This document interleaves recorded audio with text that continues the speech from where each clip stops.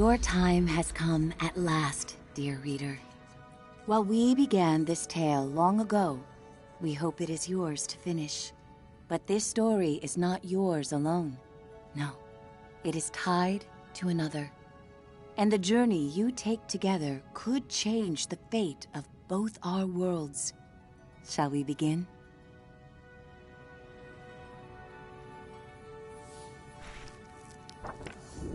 They called it the Cinder Night. What came from those dark, starless skies would change the world of Moss forever. The peace that had settled across the land was broken by an unconquerable nightmare. And that night, the animals nearly met their end.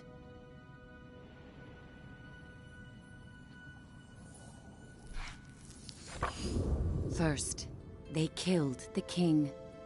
A winged creature broke from the shadows and plucked him from his royal bedchamber high atop the tallest tower. Next, the serpent Sarfog and the armies of the Arcane tore up from the underworld. They ravaged the castle in search of that which gave the king power beyond understanding. One of the fabled glass relics.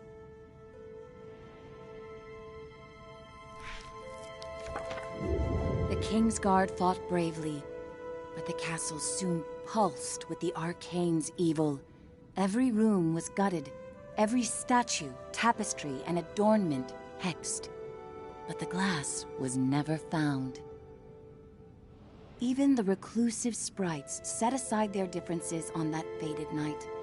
They sent a great champion, empowered by their own glass relic, to challenge the serpent and its steel army.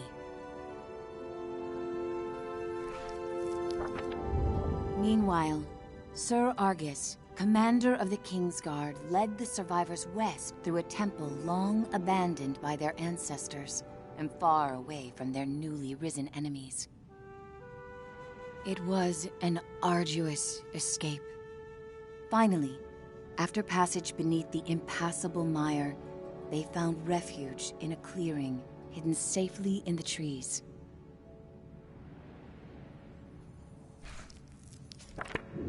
Argus charged back to join the sprite champion at the mire's edge. Together, they fought back the Arcane and sealed the temple passage that led to the clearing. But the champion was gravely injured. Clutching his glass, he retreated deep into the forest where he drew his last breath. A large tree grew upon him. It stood many years in watchful duty, safeguarding the glass and awaiting its next hero.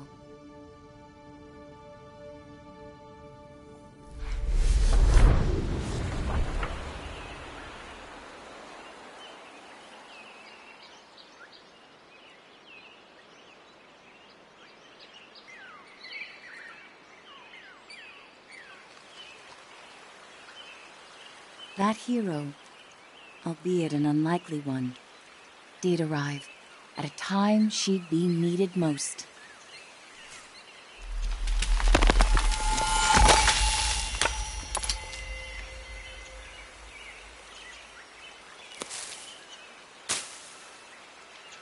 Quill was out adventuring beyond the edge of the clearing.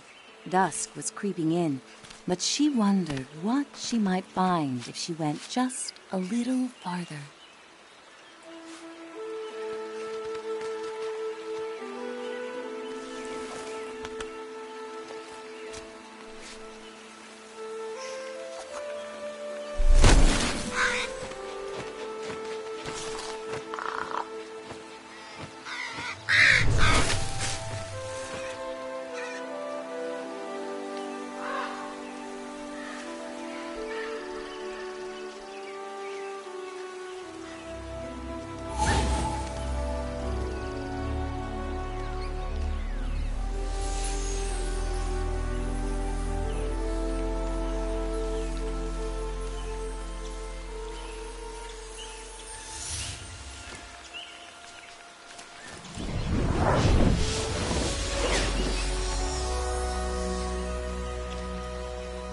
She was not exactly sure what she roused, but she felt no danger from the beings silently peering down at her.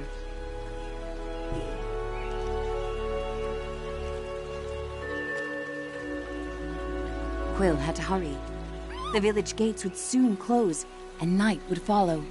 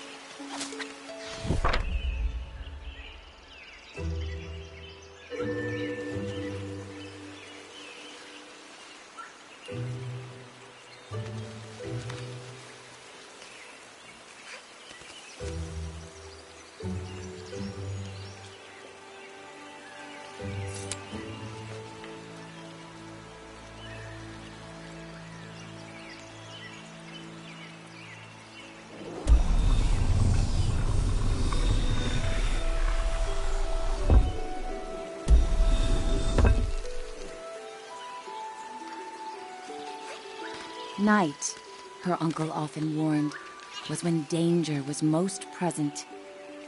But Quill preferred the stories of the magical creatures that woke to protect the forest.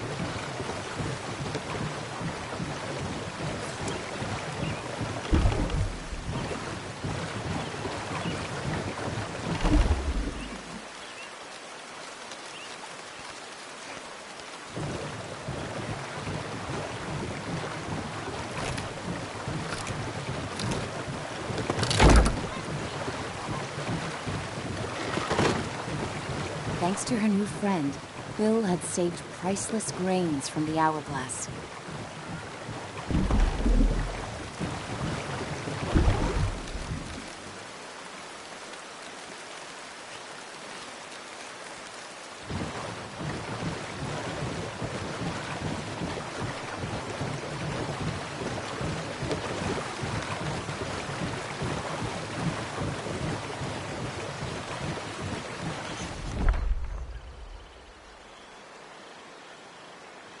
She raced to the door of the cottage she shared with her uncle, hoping once he saw her discovery, he'd lose himself in tales of its legend.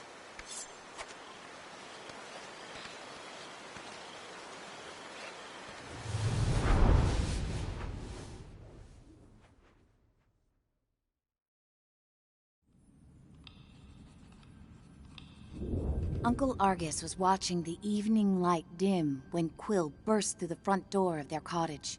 Uncle! Uncle, there's something you have to see! Out past the bell again, he scolded. Quill, I've told you countless times. I know, Quill replied, crestfallen. I didn't mean to worry you, but I found something strange and magical.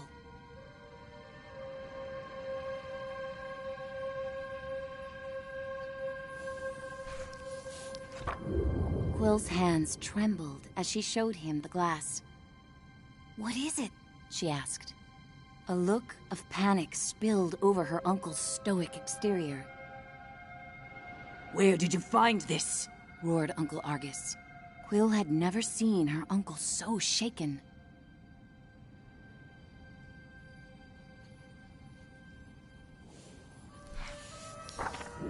Just west of the clearing, she explained. And as soon as I picked it up, something started helping me. Uncle Argus followed her motion. A reader? With you, here, right now? Quill, what you found is very powerful and very dangerous, he said with great concern. If I could take this burden from you, I would. But this reader has chosen.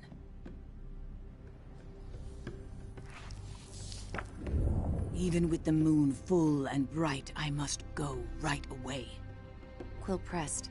Where are you going? I can help. We can help. No, he snapped. They'll find you and tear you apart. I have to go alone.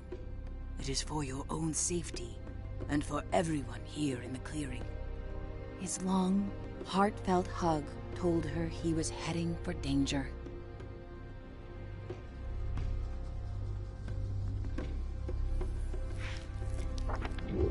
I'll be back before midnight. Until I return, I need your word you will not leave the clearing with that glass. Promise me, Quill. I promise, she said reluctantly, wondering where her uncle was going so deep into the night.